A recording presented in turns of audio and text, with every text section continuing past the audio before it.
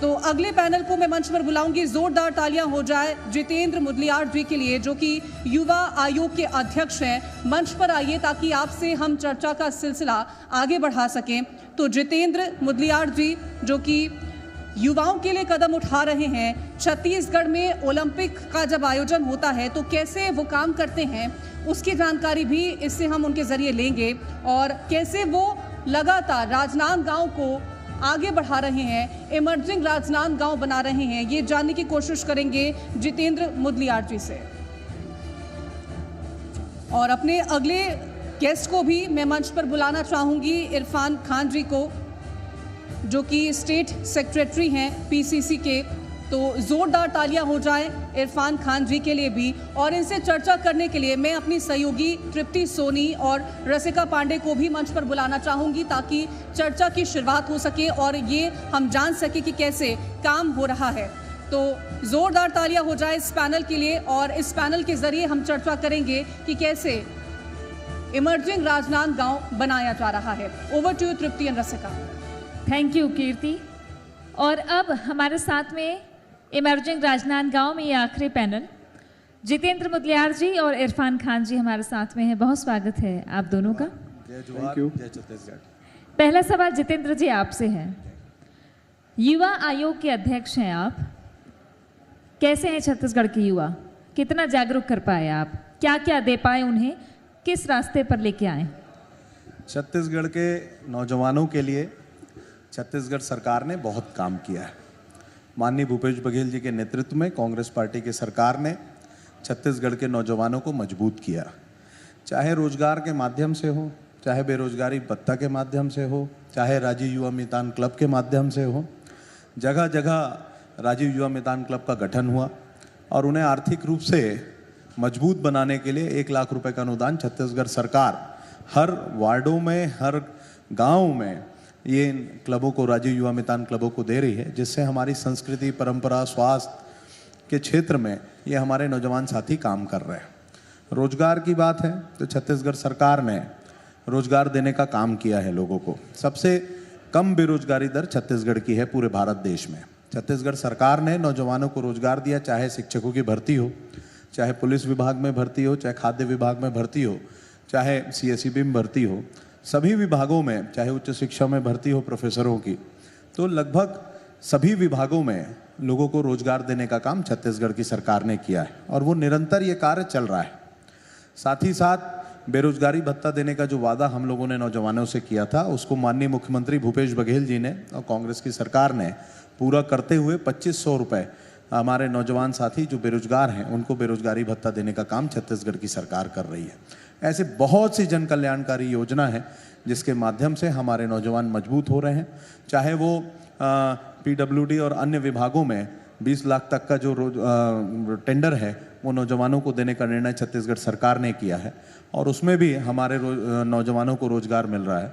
तो ऐसे अनेकों साधन छत्तीसगढ़ सरकार ने नौजवानों को उपलब्ध कराए, जिससे हमारे छत्तीसगढ़ का नौजवान मजबूत बन रहा है। इरफान जी, सीएम भूपेश बघेल के नेतृत्व में छत्तीसगढ़ कांग्रेस ने ऐसे कौन कौन से काम किए हैं जिससे आप ये दावा कर सकते हैं कि पूर्ण बहुमत से फिर आप लोग सरकार बनाएंगे?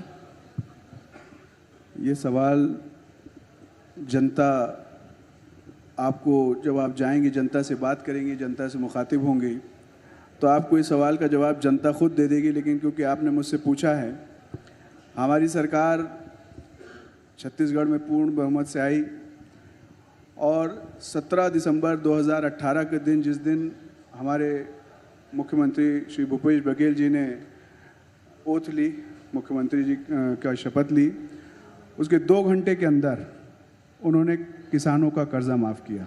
जो हमारा वादा था उसको हमने अमली जामा पहनाने की जो शुरुआत की वो 2 घंटे के अंदर हमने शुरुआत की। तो चाहे किसानों का कर्जा माफ़ी हो, चाहे 2500 रुपये समर्थन मूल्य हो, छोटे प्लॉटों की रजिस्ट्री हो, युवाओं के लिए अनेक योजनाएं हो, किसानों के लिए अनेक योजनाएं हो, और फिर आप मुझसे पहले जो वक्ताओं ने कहा, चाहे गौठान हो, गोधन न्याय योजना हो, नरवा गरवा गुरवा बाड़ी जो हमारी फ्लैगशिप प्रोजेक्ट है छत्तीसगढ़ की, उन योजनाओं पे करते हुए, कार्य करते हुए जो आज छत्तीसगढ़ की आर्थिक स्थिति हुई है। देखिए, मैं हमेशा कहता हूँ सरकारों का काम क्या है, मना स्थिति पहले समझिए। सरकारों का मुख्य जो 4 काम है, जो 4 बिंदु हैं जिन पे सरकारों को काम करना है।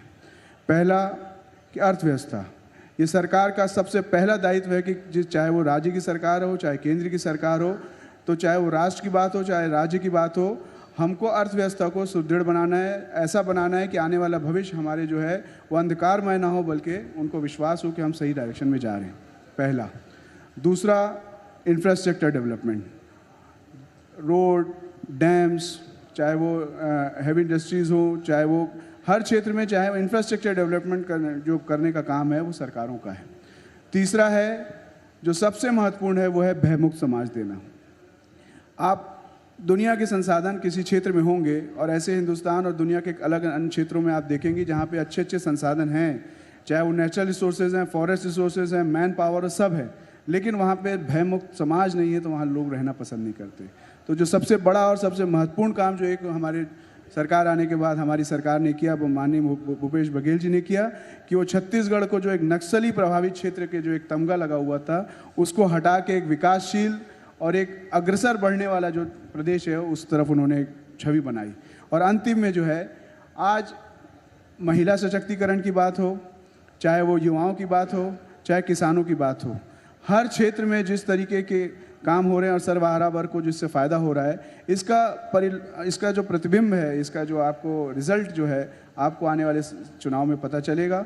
और पूर्ण विश्वास के साथ मैं कह रहा हूँ, ये बात सिर्फ कहने की नहीं है। भूपेश बघेल जी ने कहा है कि आपके बाद जो 75 पार, ये सिर्फ मुहावरा नहीं है, इसके पीछे सोची समझी स्ट्रेटेजी है, इसके पीछे विश्वास है जो हमने कार्य किया है। जनता इस पे आशीर्वाद हमको देगी और निश्चित हम लोग इस दिसंबर में चुनाव के बाद जब रिजल्ट आ जाएगा, हम लोग फिर बैठेंगे और आप हमको बधाई देंगी कि हम लोग छत्तीसगढ़ में 75 से ज़्यादा सीट लेके आए।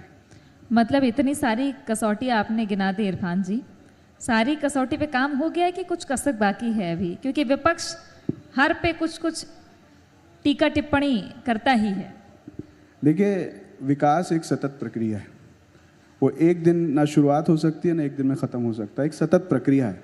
जिस दिन हमारा भारत आज़ाद हुआ, जिस स्थिति में हमारा भारत था, उसको चाहे वो प्रधानमंत्री हो राष्ट्रीय स्तर पे, चाहे राज्य स्तर पे जितने मुख्यमंत्री हों, अलग अलग योजनाओं की तक उनकी प्राथमिकताएं बदलती रहीं, लेकिन उन्होंने आगे बढ़ाते गए। तो हमने जो छत्तीसगढ़ का विकास मॉडल जो हमारे माननीय मुख्यमंत्री जी ने और उस समय के जो हमारे नेता जितने भी इन्होंने मैनिफेस्टो तैयार किया और जो छत्तीसगढ़ की प्राथमिकताओं को डिसाइड किया, उस पर कार्य चल रहा है।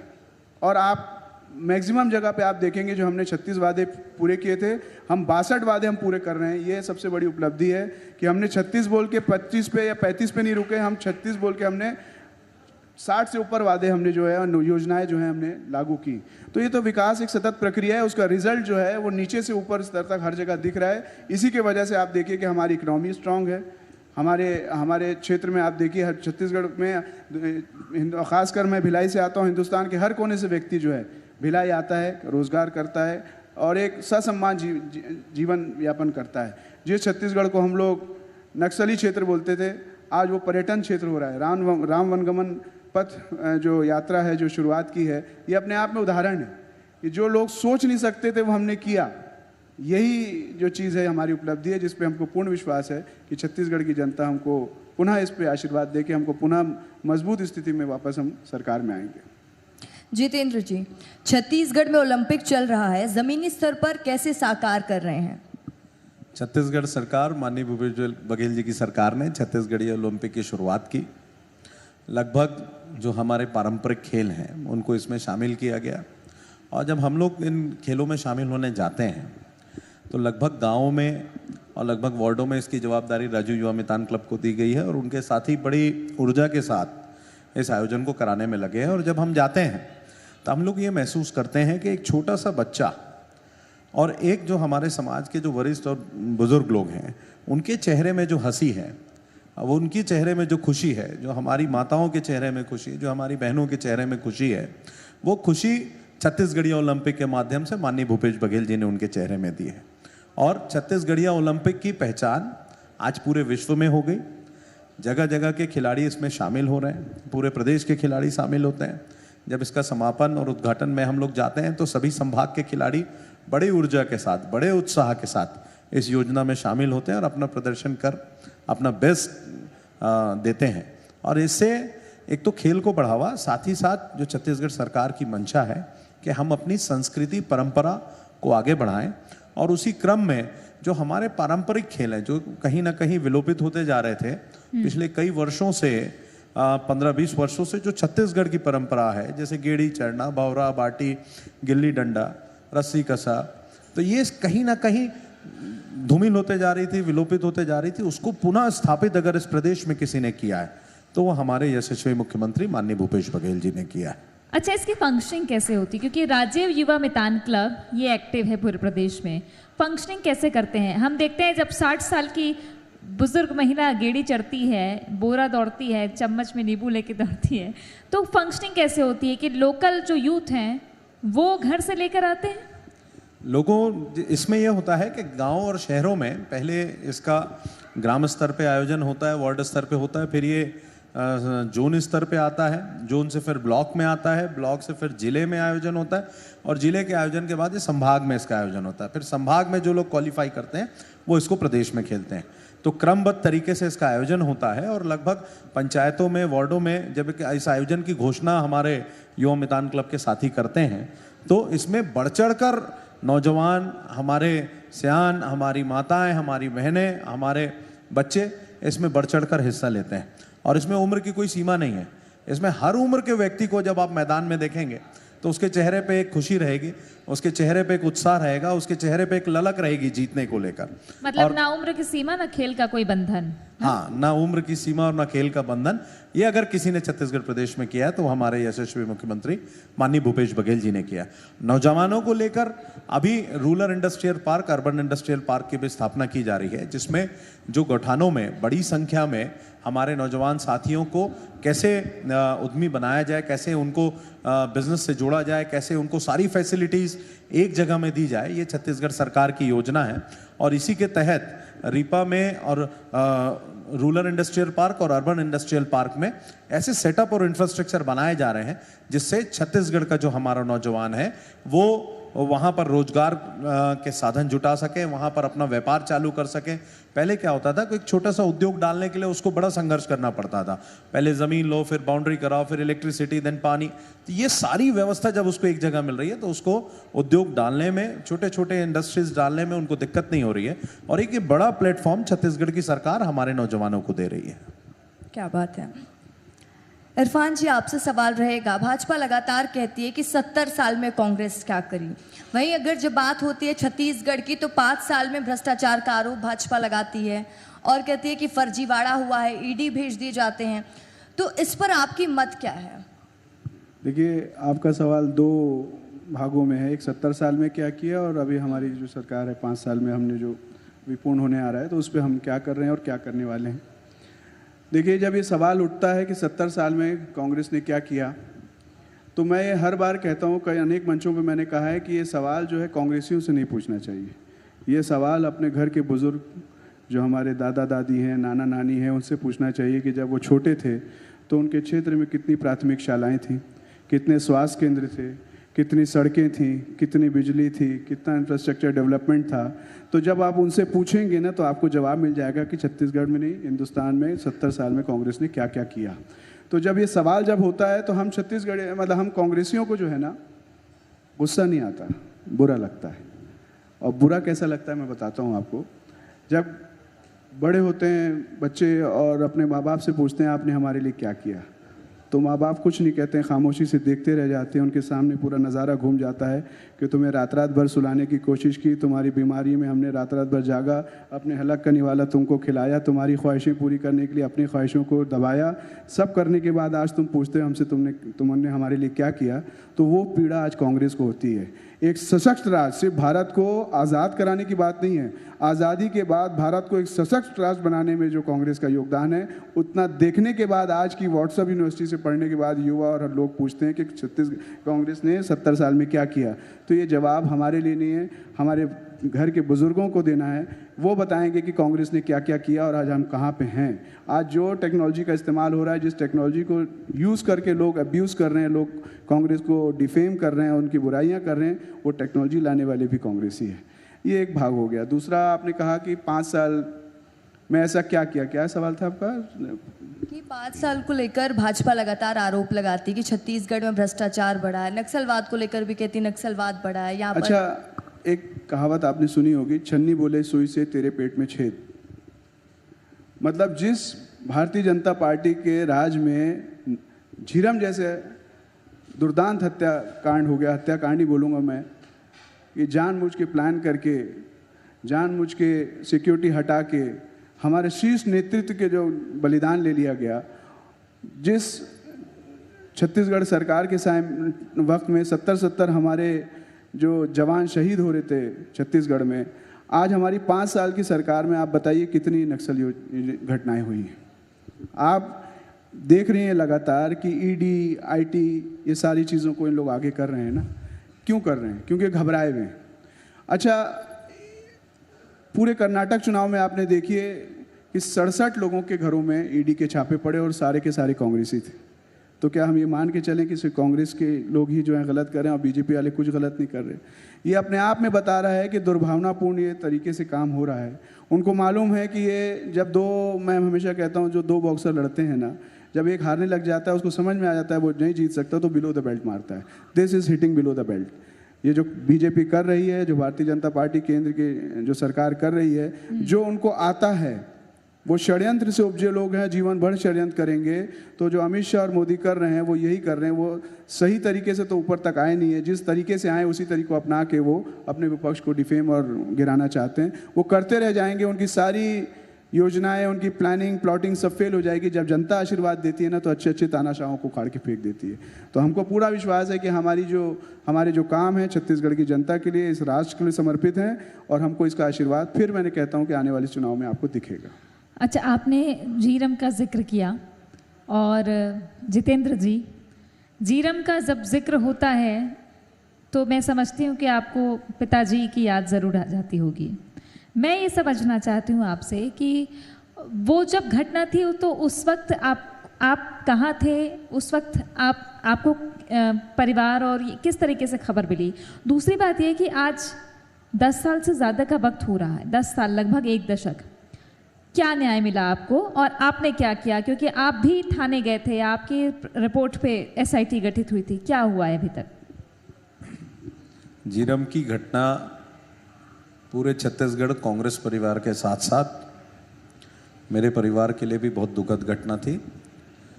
एक तरफ हमारे परिवार के मुखिया मेरे पिता, उनका जाना, साथ ही साथ छत्तीसगढ़ प्रदेश कांग्रेस के सभी टॉप लीडरशिप का जाना, ये कांग्रेस पार्टी के हर कार्यकर्ता के लिए बहुत दुखद दिन था। 25 मई झीरम का जो दिन है वो इतिहास में काले दिवस के रूप में जाना जाएगा।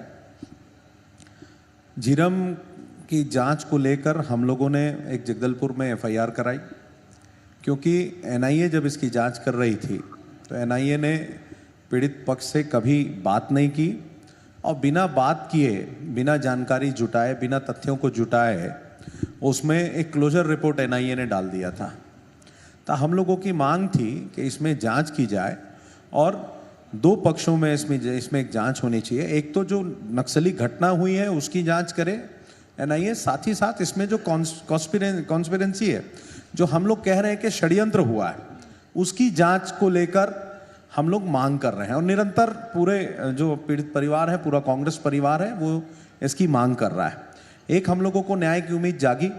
छत्तीसगढ़ में जब माननीय भूपेश बघेल जी मुख्यमंत्री पद की शपथ लिए तो उन्होंने कहा कि हम इसके SIT से जांच कराएंगे, और जांच की शुरुआत भी हुई।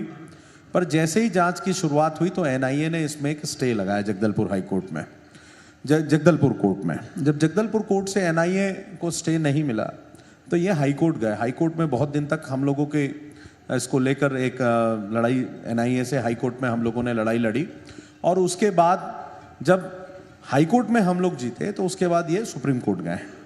तो अभी सुप्रीम कोर्ट में इसमें चल रहा है, केस चल रहा है, और हमें उम्मीद है कि जल्द इसमें न्याय होगा और माननीय भूपेश बघेल जी ने जो एसआईटी गठित करी है वो इसमें कार्रवाई के लिए आगे बढ़ेगा।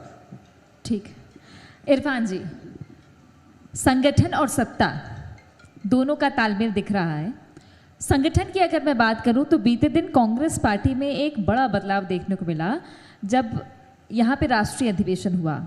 एक बहुत महत्वपूर्ण फैसला कि 50 साल से कम उम्र के युवाओं को 50% रिजर्व किया जाएगा संगठन में। तो फिर ऐसे में तो उम्मीदें बढ़ जाती है युवा नेताओं की, आप जैसे चाहे जितेंद्र जी हो चाहे आप हो। क्या लगता है आपको कि इस फैसले से कांग्रेस की जो नई पीढ़ी तैयार हो रही है वो आपके ओपोनेंट्स के लिए कितनी बेहतर है मैदान में लड़ने के लिए? देखिए, ये सकारात्मक बदलाव है। मैं हमेशा कहता हूँ कि राजनीति में अच्छे लोग नहीं आते इसलिए राजनीति ख़राब है। अच्छे लोग आएंगे तो एवरेज और बिलो एवरेज लोग आपके आगे और आपके ऊपर आके नहीं बैठ पाएंगे।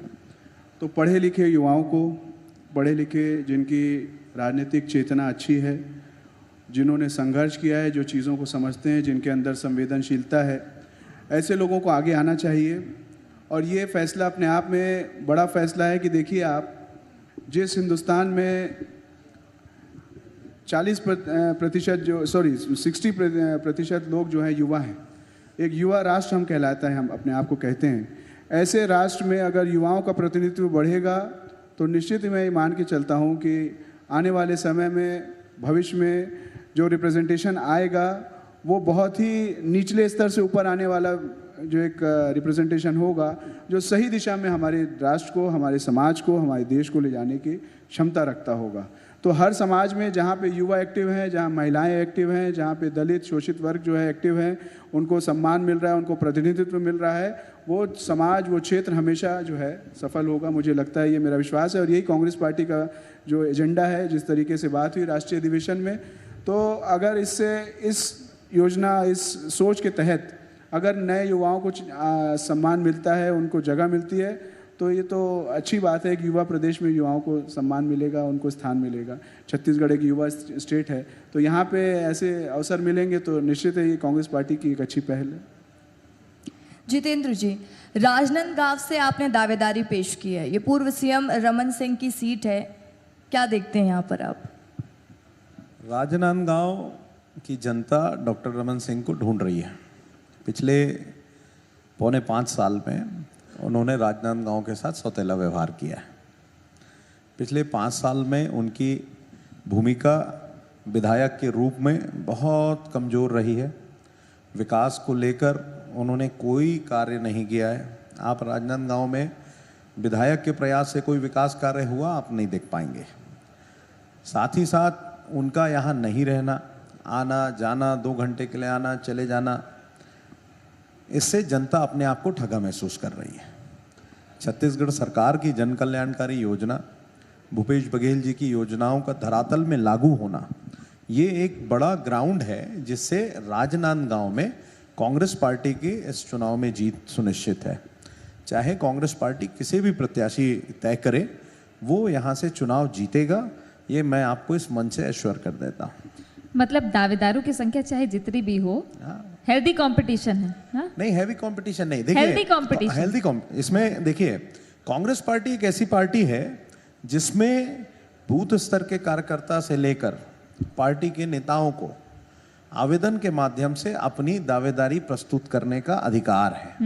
ये किसी भी राजनीतिक दल में आपको ये फॉर्मूला नहीं मिलेगा। इसमें एक छोटा सा कार्यकर्ता भी जाकर विधानसभा टिकट को मांग सकता है, पर मांगने का अधिकार हम सबका है। और पार्टी जिसे तय करेगी राजनांदगांव विधानसभा से डॉक्टर रमन सिंह के खिलाफ, वो सारे लोग मिलकर उसको जिताने का काम करेंगे। और मैं फिर इस बात को दोहरा रहा हूं, इस मंच से मैं आपको ये सुनिश्चित विश्वास दिलाता हूं, राजनांदगांव की जनता डॉक्टर रमन सिंह से अपने आप को अब ठगा महसूस करने लगी है। ना डॉक्टर साहब उनके सुख दुख में खड़े हो पाते हैं, ना विकास को लेकर। आज अगर किसी को कोई तकलीफ है तो वो विधायक के पास जाना चाहता है, विधायक के पास जाके अपनी बात रखना चाहता है, पर यहाँ पर उनसे मिलना ही पॉसिबल नहीं है। रहते रायपुर हैं, इतनी सुरक्षा के बीच राजनांदगांव आते हैं, लोगों से रूबरू नहीं हो पाते हैं। तो ये एक बड़ा लोगों के बीच में सेटबैक है।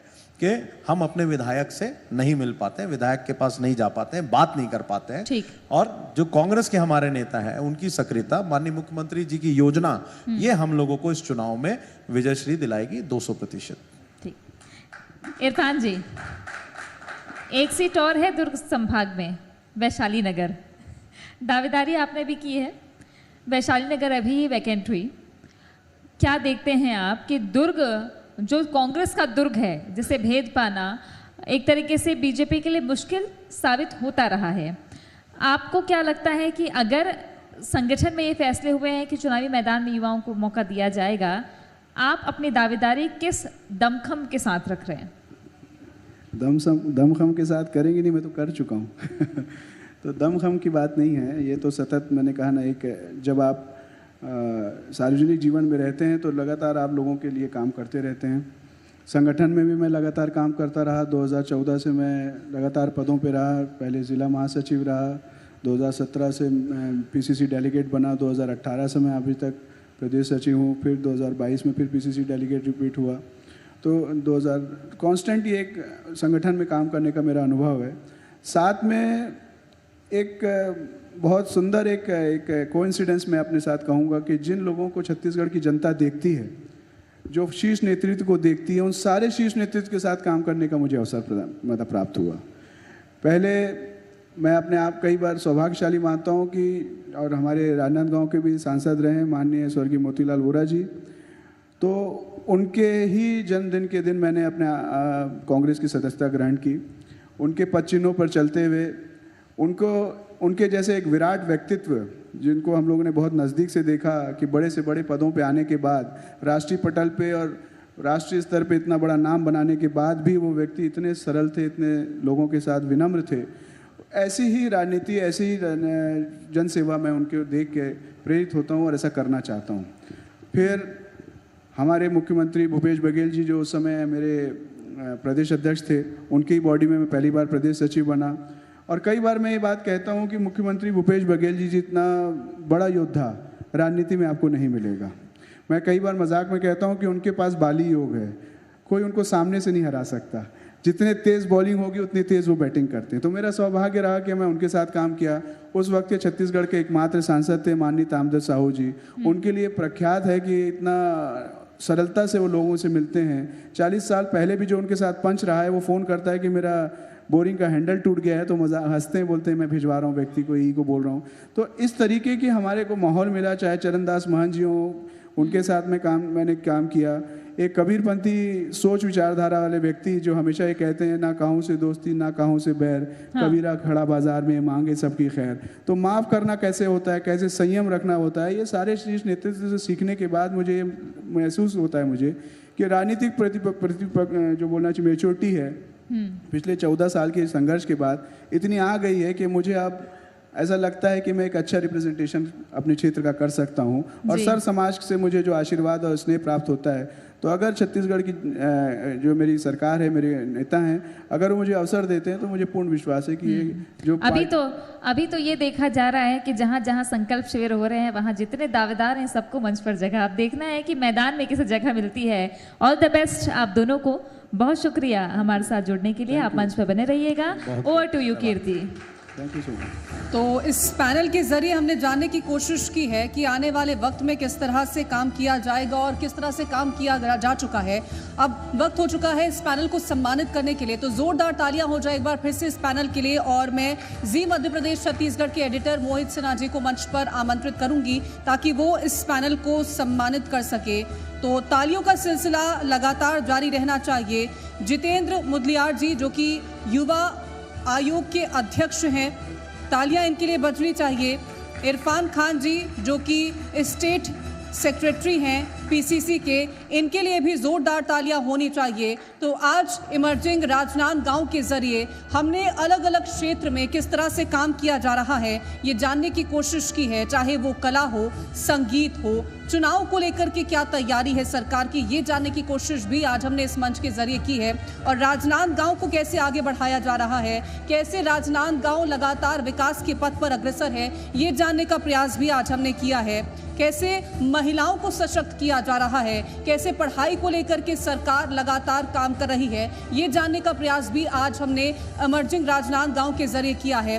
कैसे किसानों को सरकार फायदा पहुंचा रही है, ये भी जानने का प्रयास हमने किया है। और आने वाले वक्त में सरकार की क्या मंशा रहने वाली है, क्या चुनौतियों का सामना सरकार ने बीते कई सालों में किया, जो 5 साल सरकार ने काम किया वो जनता के लिए कितना फायदेमंद रहा है, जनता ने उसे कितना सराहा है, ये भी जानने की कोशिश आज हमने की है।